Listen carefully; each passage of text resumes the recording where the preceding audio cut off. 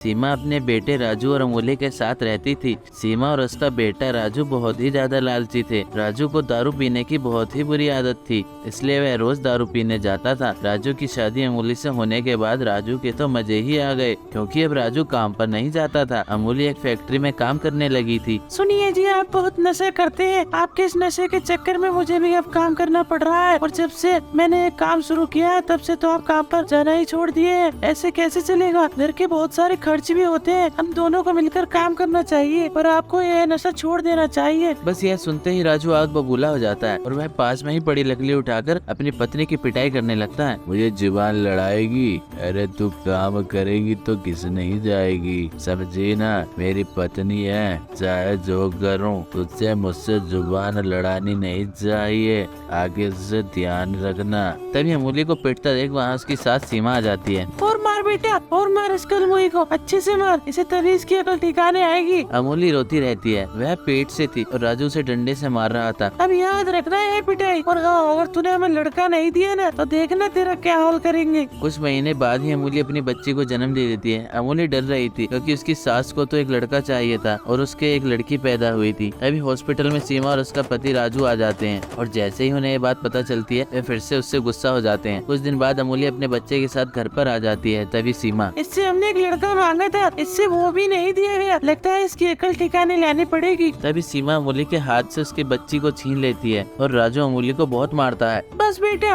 अब इसे यहाँ रहने की कोई जरूरत नहीं है, अब इसे जाने दे, सड़क पर भटक कर अपनी बच्ची के साथ मर जाएगी, कल मोही कहेगी। नहीं नहीं माँ जी, हमें घर से मत निकालिए, मैं कहाँ जाऊंगी अपनी बच्ची को लेकर। सीमा अपनी बहू की एक नहीं सुनती और उसे घर से बाहर निकाल देती है। अमूल्य अपने बच्चे को लेकर सड़क पर भटक ही रही थी। 2 दिन हो जाते हैं, अमूल्य भूख से तड़प रही थी। तभी अपने फैक्ट्री के मालिक से जाकर अपनी सारी कहानी सुना देती है। उसका मालिक उस पर तरस खाकर उसे कुछ पैसे उधार दे देता है। अमूल्य को नान बनाना बहुत ही अच्छे से आता था, इसलिए वह पैसे से अपने नान का ठेला शुरू करती है। भाई जी मेरी नान खाकर देखिए, बहुत ही अच्छी है। बहन जी एक बार खाकर तो देखिए। ऐसे बोलकर अमूल्य अपने ठेले पर कुछ ग्राहक बुला लेती है। नान सभी को बहुत अच्छी लगती है। अब अमूल्य रोज नान बनाकर बेचती रहती थी। उसने अपने मालिक के सारे पैसे भी चुका दिए थे। अब उसके ठेले पर भीड़ जमा होने लगी थी। एक दिन अमूल्य का मालिक उससे कहता है, अमूल्य तुम बहुत अच्छा नान बनाती हो, क्यों ना तुम हमारी फैक्ट्री के बाहर अपनी नान बेचना शुरू कर दो। सभी वर्कर खाने के लिए बहुत दूर दूर जाते हैं, इस वजह से उन्हें दूर भी नहीं जाना पड़ेगा, तो तुम्हारा काम भी अच्छे से चलेगा। अमूल्य अपने मालिक की बात मान लेती है और वह ऐसा ही करती है। अब वह वहीं पर ही अपना अच्छा सा ढाबा खोल लेती है। जैसे ही उसकी सास और उसके पति को यह पता चलता है, वह उसके ढाबे पर आते हैं। अमूल्य ला पैसा दे, मुझे दारू पीनी है। नहीं नहीं, मैं तुम्हें कोई पैसा नहीं दूंगी, तुमने ही मुझे घर से बाहर निकाला था ना। और माँ जी आपने भी। बेटा ये ऐसे नहीं मानेगी, इससे पैसे छीन ले, तभी इसकी अकल ठिकाने आएगी। सीमा और राजू अमूल्य से पैसे छीनने लगते हैं। तभी फैक्ट्री का मालिक यह सब देख लेता है और वह तुरंत ही पुलिस को बुला लेता है। पुलिस उन दोनों को पकड़कर ले जाती है। उसके बाद अमूल्य अपनी बेटी के साथ हंसी खुशी जीवन जीने लगती है। टूनी अपनी बूढ़ी माँ लूसी के साथ रहती थी। टूनी जब 15 साल की ही थी तभी उसके पिता की मौत हो गई थी और माँ की तबीयत भी बहुत खराब रहती थी। इसलिए टूनी के कंधों पर घर की जिम्मेदारी आ जाती है और उसको ही घर चलाने के लिए काम करना पड़ता है। उसको बिरयानी खाने और बनाने का बहुत शौक था और वो बिरयानी बनानी भी बहुत अच्छी थी, इसलिए उसने बिरयानी बेचने का काम ही शुरू कर दिया। ऐसे ही उसे काम करते हुए आज 10 साल बीत गए और बिरयानी बेच कर ही उसने अपना घर और सारी चीजों की व्यवस्था कर ली। एक दिन उसकी माँ लूसी उससे कहती है, बेटी टूनी आज तो बिरयानी बेचने मत जाना। लेकिन क्यों माँ, कोई परेशानी है क्या? नहीं टूनी, कोई परेशानी नहीं है, बस बात ये है कि आज तुझे देखने के लिए लड़के वाले आ रहे हैं, इसलिए तू जाकर तैयार हो जा। लेकिन माँ आप जानती है ना मैं शादी नहीं करना चाहती हूँ। बेटी मेरी बात समझती क्यों नहीं है? तू एक लड़की है और लड़की पराई धन होती है। एक न एक दिन उन्हें अपने मायके को छोड़कर अपने ससुराल जाना ही पड़ता है और ससुराल ही उनका असली घर होता है। बेटी मैं चली जाऊंगी तो तुम्हारा ख्याल कौन रखेगा माँ? मैं अब ठीक हूँ, मैं अपना ख्याल खुद रख सकती हूँ, ठीक है? नहीं माँ, मैं शादी करूंगी तो सिर्फ एक ही शर्त पर, अगर लड़का मेरे साथ यहाँ रहने के लिए राजी होगा, मतलब घर जमाई बनकर। मैं आपके साथ रहना चाहती हूँ, आपको छोड़कर नहीं जाना चाहती। अगर कोई लड़का राजी होता है तो ही मैं शादी करूंगी। ऐसा कहकर टूनी वहाँ से चली जाती है। ऐसे ही कुछ दिन बीत जाते हैं। एक दिन टूनी के ठेले पर एक लड़का आता है जिसका नाम सोनू था। वो टूनी से कहता है, मुझे एक प्लेट बिरयानी मिलेगी क्या? हाँ हाँ क्यों नहीं मिलेंगी, आप बैठिए, मैं अभी आपको बिरयानी बनाकर देती हूँ। वो जैसे ही बिरयानी की प्लेट उसके हाथ में रखती है, वैसे ही वो लड़का लड़खड़ाकर जमीन पर गिर जाता है। बिरयानी की प्लेट उसके हाथ में रखती है, वैसे ही वो लड़का लड़खड़ाकर जमीन पर गिर जाता है और टूनी उसको अपने घर ले आती है और डॉक्टर को भी बुलाती है। डॉक्टर उसकी जांच करता है तो कहता है, इन्हें कई दिनों से कुछ खाया नहीं था, इसलिए इन्हें चक्कर आ गए। लेकिन आप चिंता मत कीजिए, मैंने इन्हें इंजेक्शन लगा दिया है, इन्हें कुछ देर में होश आ जाएगा।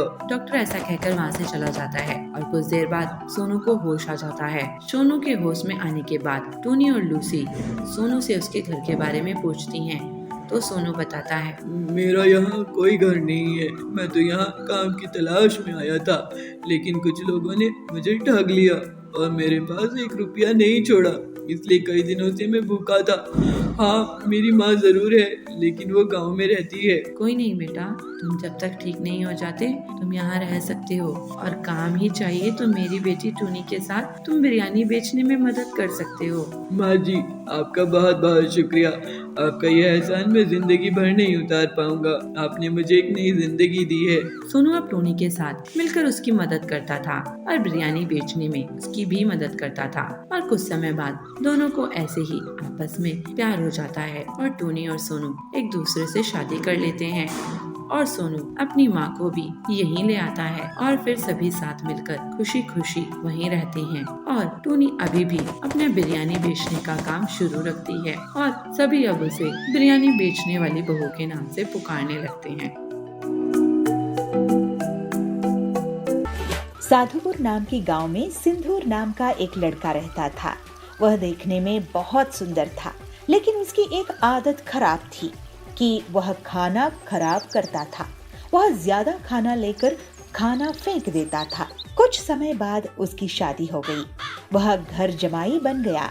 उसके ससुर ने उसको तिजोरी की चाबी और बाकी सभी जिम्मेदारी सौंप दी और बोले, मैं अभी तक अच्छे से कारोबार चलाता आया हूँ, अब तुम्हें इन सब को कारोबार की जिम्मेदारी को निभाते हुए कारोबार चलाना है। सिंदूर ने अपनी ससुर की बातों को कबूल किया। सिंदूर इसके बाद अपने पत्नी को बार बार कभी खाना, कभी चाय और कभी नाश्ता करवाते सताते रहता था। अब उसकी ससुर को इसके बारे में पता चला तो वह सिंदूर को बोले, तुम्हें दिन भर में जो चाहिए ये एक बार में क्यों नहीं बोल देते? तो सिंदूर उदासी से कहता है, मैं तो एक साथ बोलता हूँ, लेकिन वो कम पड़ जाता है। सिंदूर के ससुर ने इसके बाद पकाया हुआ खाना कहाँ जाता है इसकी पता लगाने के लिए रसोई में थोड़ी नजर रखनी शुरू कर दी।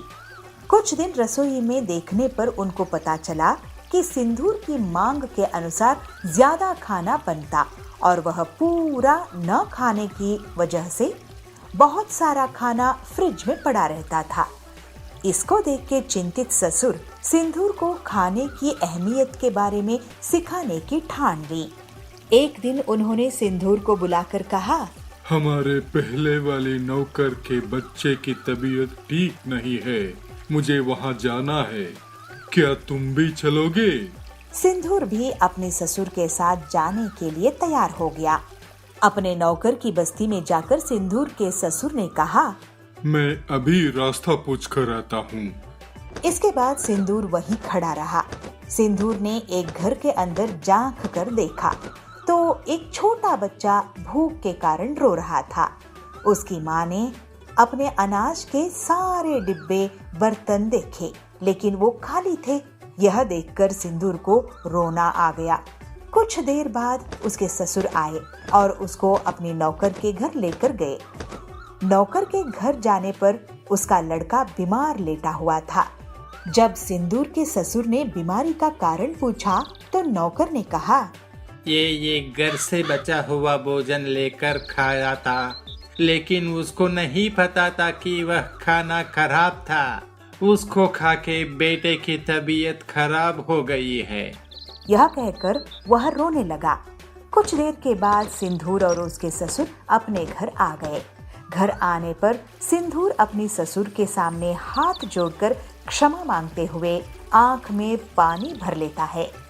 जब उसकी ससुर ने कारण पूछा तो सिंदूर कहता है, मैं खाने को कितना बर्बाद करता था और किसी को खाने के लिए 2 वक्त की रोटी भी नहीं है। अब के बाद मैं खाने को कभी बर्बाद नहीं करूंगा। सिंदूर को खाने की कीमत महसूस होने पर उसके ससुर खुश हो जाते हैं और सिंदूर ससुर से कहता है, हमें अन्न को कभी भी बर्बाद नहीं करना चाहिए। इसके प्रायश्चित के लिए मैं अपनी हैसियत के हिसाब से हर दिन अन्नदान का बीड़ा उठाता हूँ। कहते हुए प्रसन्नता से अपने घर के पास के मंदिर जाके अन्नदान पे जुट जाता है।